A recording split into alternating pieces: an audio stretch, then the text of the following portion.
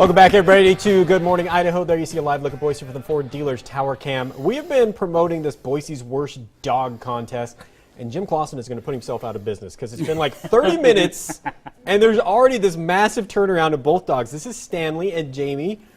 That's Stanley. That's Jamie. I just wanted to make that very clear. All right, you've been teaching through the entire commercial break. Tell me what you've been telling Jamie. So we've been talking about developing a positive word, a marker that says reward is coming. That's what we started with. So build through motivation.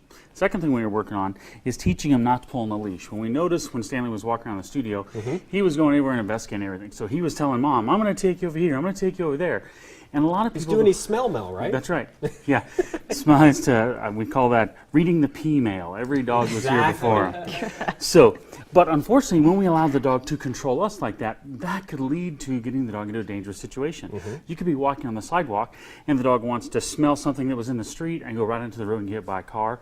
Or letting dogs walk up to other dogs. Now, both these dogs are super friendly, but I've had clients tell me that they were on a walk, they walked up to another dog, that other dog wasn't friendly, and it ended in a squabble. So one of the things we're teaching him is that when he feels gentle guidance from the leash, now he wants to play tug. But when he feels gentle guidance from the leash, right now it just means pay attention to us. Right. Okay? And so we are working on also developing the sit position, which he doesn't know quite yet. Good boy. Good boy. So we're going to pay him to be in the sit. Yeah, I know, love and affection. And then from there, we're going to be building into the stay. Once he understands what sit means, then we'll build into the stay. So it's a slow progression. Okay. So is this as easy as the first thing you should do is go for a walk? Put the leash on and go for a walk? No. First thing you do is got to capture attention. Okay. Teach the dog what the word yes means. In his case, it means a high-value food reward is coming. But for So Jax, it's kind of like Spencer on a Friday with the donuts. Yep. Yes. Exactly. Exactly like that. Yeah. Don't confuse Stanley with your yeses over there, Spencer. Okay, so right now we're hearing some verbal. What does that mean? For a dog owner, how do you interpret that? Well, right now, he's telling me he probably has to go out and go potty. He's been here for an hour, and the last So you 2 speak minutes, dog, but they don't speak English. it's funny, yeah. Does I think he's got to go potty because he wasn't doing this 2 minutes ago, and he keeps looking for the exit. That tells me, hey, I think I got to go to the restroom. So we're going to take him out to go potty real quick. All right, so one of the things we're going to do, we're going to continue to monitor what's going on. We, of course, want to meet Stanley after we go through all the trainings and see how everything works out. We're also going to check out Jax coming up a little bit later in the show as well. So, Jamie, thanks for coming in this morning. Thanks for bringing Stanley. Congratulations on having Boise's worst dog. That just never comes out right.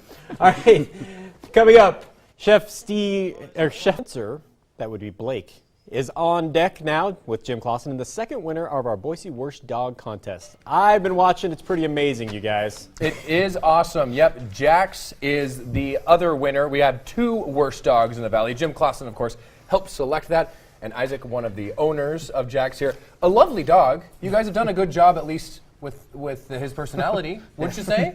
Definitely. And Jim, you sifted through, I should say, a lot of dogs, a lot of bad behavior. A lot of entries. Sweet dog, Jax, obviously. But what was it that drew you to him that said he needs training? He had a ton of energy. I said to Isaac, he had all the gas and no brakes.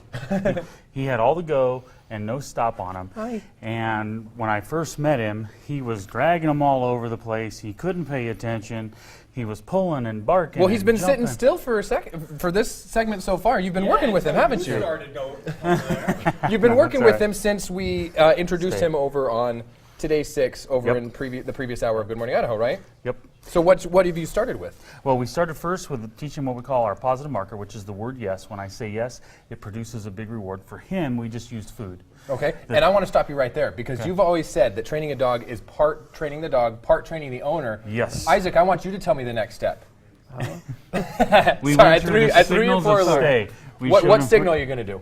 So stay, and then so you cut in front of him, cut him off. So That's the main one. So knows not to move forward. Right. Yep. So I'll hand him the leash. Go ahead and tell him to stay and just start to back up. Stay. And they'll start to back up away from him. And they'll start to move around.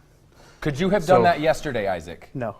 Would he have followed you around or tried to lead you somewhere? Either tried to follow me or he would have tried to go sniff that bush. the tree or the try plant to or eat something that over there. Yeah. Yeah, and see, and it's been 45 minutes, maybe an hour, and you've already started to establish that. So it's really one of those one of the fundamentals, wouldn't you say, Jim? That's right, it is. Teaching the dog to focus and pay attention. Notice here, we didn't use a lot of verbal commands yet because he doesn't speak English. We've just been developing what we call muscle memory, which is like you just saw me step in, I blocked his forward progress, I touched him on the rear, help him into a sit, and then I would pay him either with love and affection, good boy. And even though I noticed, even the way you touch the dogs, you put your hand on their rear to help them to sit, and the way you get in front of them, it's still a very gentle emotion. So they know that they're loved, and it's not harsh or anything like that. They got to know that you're their friend. Yeah, you have to be their coach, their teacher, their mentor, their counselor, their best friend, and sometimes you got to be the guy that makes the rules. And in this case, when he came in this morning, when we walked through those doors, he was breaking the rules. Oh my gosh, he thought the rules were just for him. He could control them any way he wanted. And now we've established calmness. We've taught him to remain there for us. We're going to help him build time, build duration, build distractions. And this is all in a studio with 15 other people around, the other dogs, prime rib. I mean, there was a ton of distractions here this morning. And this is what you can accomplish in that free training that both of these winners have won, also along with gift baskets from All Valley Animal Care, Legacy Feed and Fuel, a big giant bag of dog food, I understand. So thank you so much for helping us put this contest on. Isaac, tell you what, why don't we have you back in studio at some point in the future and see how Jax is doing? Definitely. Sounds like a good plan, right? Thanks so much, Jim, Isaac, and Jax. What a